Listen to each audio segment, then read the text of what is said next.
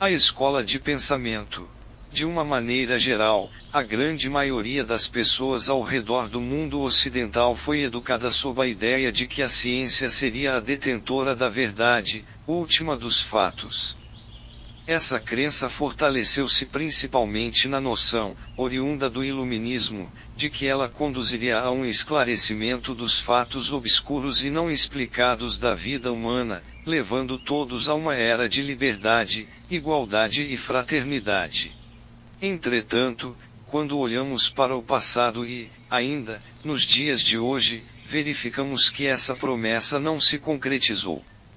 Ao mesmo tempo em que a ciência trouxe benefícios e avanços à humanidade, ela também possibilitou que armas de destruição em massa pudessem surgir.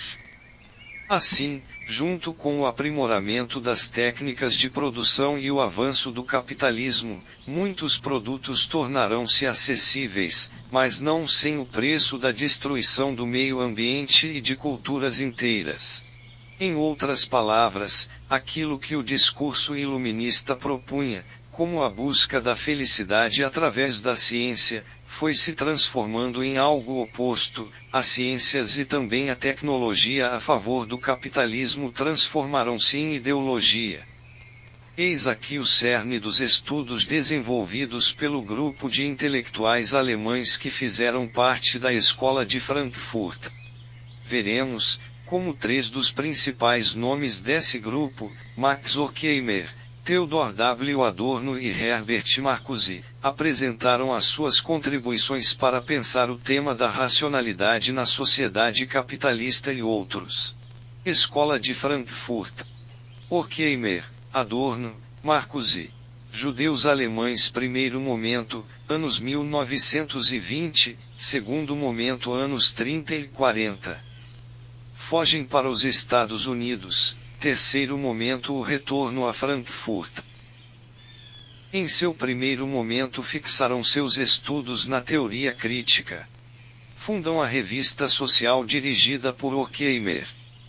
No segundo momento, já nos Estados Unidos, fugindo da perseguição nazista, notem que eram judeus, se dispersaram, e desenvolveram estudos na análise de sua sociedade em seu tempo. Um livro importante deste momento, A Dialética do Esclarecimento de Horkheimer e Adorno, 1947. Esse trabalho colocou-se como ponto marcante na teoria sociológica do pós-guerra. Quando é criado o termo indústria cultural? Qual é o motivo de chamar de escola um grupo de intelectuais? Uma resposta inicial pode ser dada apontando que esse termo sugere a ideia de conjunto, ou seja, agrupados em torno de uma mesma temática, esses intelectuais estariam organizados como um grupo, um número de pesquisadores que, por comungarem princípios e orientações comuns, são chamados de escola de pensamento. No caso da Escola de Frankfurt, esse argumento é somado ao fato de terem um suporte institucional fixo, que, além de agir como centro irradiador das ideias produzidas, financiou diretamente os pesquisadores que desse centro eram membros. De acordo com Barbara Freitag, 1990, página 9, o nome Escola de Frankfurt refere-se simultaneamente a um grupo de intelectuais e a uma teoria social. A autora salienta, ainda, que esse termo só surgiu após os trabalhos mais importantes de Horkheimer, Adorno, Marcuse, Benjamin e Habermas, o que apontava para uma unidade geográfica que havia se dissolvido a partir da Segunda Guerra Mundial. Entretanto, com o termo Escola de Frankfurt procura-se designar a institucionalização dos trabalhos de um grupo de intelectuais marxistas, não ortodoxos, que na década dos anos 20 do século passado permaneceram à margem de um marxismo-leninismo clássico, seja na sua versão teórico-ideológica, seja em sua linha militante e partidária. Freitag, 1990, página 10.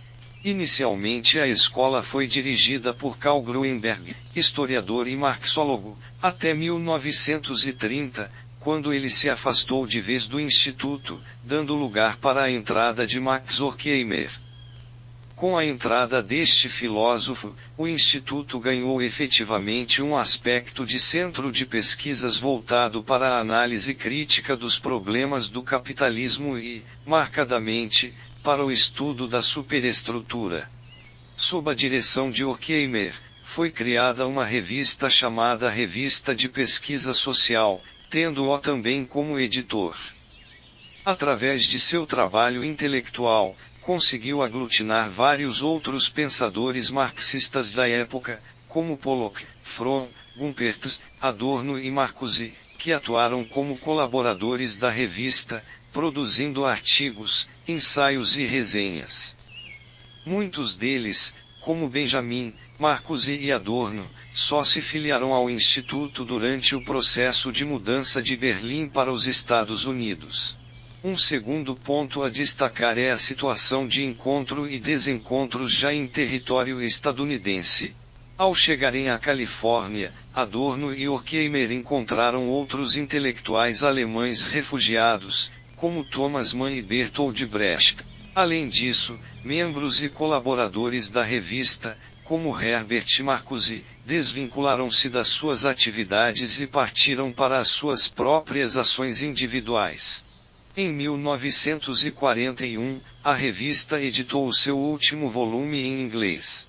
Um ano após o término da Segunda Guerra Mundial, Horkheimer foi convidado a retornar a Frankfurt.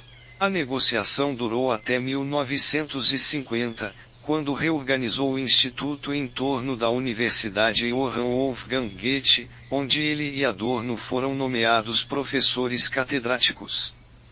O Instituto iniciou a sua terceira fase resumindo-se apenas a Adorno e Horkheimer, que o dirigiu até a sua aposentadoria, em 1967, passando o cargo para Adorno, seu então co-diretor, que permaneceu no cargo até a sua morte, em 1969. Durante essa última etapa, uniram-se ao Instituto jovens filósofos que contribuíram com suas pesquisas e conhecimentos. Dentre eles, destacam-se Alfred Schmidt, que reuniu, editou e publicou parte da obra de Horkheimer, Rolf Tiedemann, editor da obra de Benjamin, Ludwig von Friedeburg, que anos depois se tornou diretor do Instituto, e Jürgen Habermas, considerado o grande herdeiro da Escola de Frankfurt. Esses jovens pensadores, assim como os outros estudantes universitários, provinham de um ambiente familiar autoritário e até certo ponto opressor. Não espanta dizer que seus pais foram, em sua maioria, nazistas ou simpatizantes da doutrina de Adolf Hitler. Desse contexto, surgiram tanto a possibilidade de continuação do pensamento frankfurtiano, materializado em uma pesquisa empreendida sobre o autoritarismo entre os estudantes alemães, quanto as revoltas estudantis que se iniciaram a partir de 1967. Movimento contra a cultura, afloramento dos movimentos hippie. O movimento hippie foi um comportamento coletivo de contracultura dos anos 60. Embora tendo uma relativa queda de popularidade nos anos 1970 nos Estados Unidos, o movimento apenas ganhou mais força em países como o Brasil somente a partir dessa década. Verificamos que o primeiro princípio da teoria crítica é uma orientação para a emancipação da sociedade, isto é, a compreensão da constituição da sociedade em todas as suas instâncias. O segundo princípio é manter o comportamento crítico diante dos fatos analisados. Diferentemente da teoria tradicional, na compreensão dos filósofos de Frankfurt, não há separação entre ciência e história, pois os construtos científicos desenvolvem-se historicamente. Portanto, a ideia de manter uma postura neutra dentro da sociedade capitalista não é possível, uma vez que, ao manter-se neutro, o cientista já estaria, no mínimo, ajudando a manter as coisas como são. Em outra mão, ao refletir sobre a sua própria ação e sobre as limitações da própria ciência, o caminho abre-se para que novas perspectivas surjam. Isso porque, ao proceder à separação entre conhecimento e ação, deixa-se de lado também a história, restando apenas o nível das ilusões necessárias. O conhecimento crítico mostra, assim, que a produção científica na concepção tradicional é parcial devido ao fato de que não atinge o entendimento do processo sócio-histórico de maneira mais abrangente. Podemos verificar que a fonte da teoria crítica é a orientação para a emancipação, tendo a sua base no pensamento de Karl Marx. Essa orientação estará presente no trabalho de cada um dos pensadores vinculados à Escola de Frankfurt, mesmo tendo desenvolvido cada um a sua própria visão desses princípios. O que os homens querem aprender da natureza é como empregá-la para dominar completamente a ela e aos homens.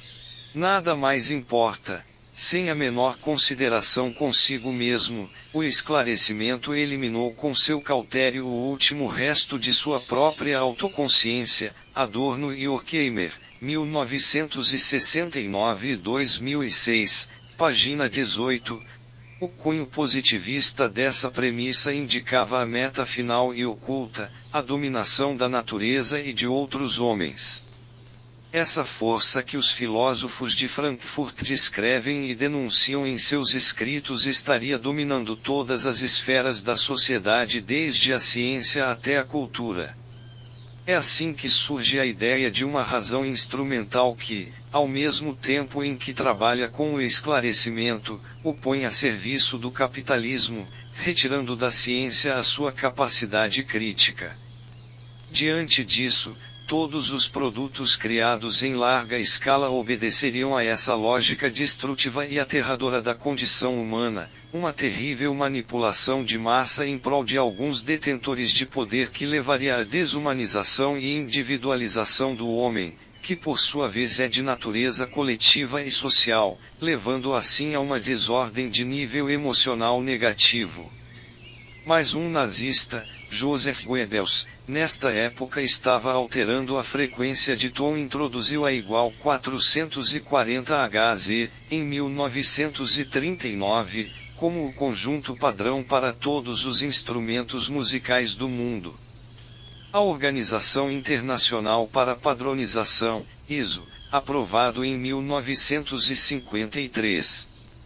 Isso permite que as pessoas pensam e sentem uma certa maneira e mantê-la prisioneira em uma certa consciência. Note que estão sendo postas as peças de manipulação de massa em questão, todo o sistema estava tomando forma neste momento, na música, na cultura, na comunicação, para influenciar a psique humana, como a um ser patético e sem vontade própria. Mudança de frequência de 440 foi feito apesar de Dussault, professor do Conservatório de Paris, escrever um referendo assinado por 23 mil músicos franceses que estavam a favor preservação de 432 Hz, para preservar a harmonia musical com a vibração musical do universo. Desde então, usamos o túnel da 440 Hz. Que tem um caráter catastrófico à humanidade e sua humanização como evolução civilizatória. Amigo buscador, este tema é tão amplo que dividi em 2 vídeos distintos, então convido você para continuar esta viagem à realidade e suas raízes contemporâneas e à indústria cultural no sistema capitalista.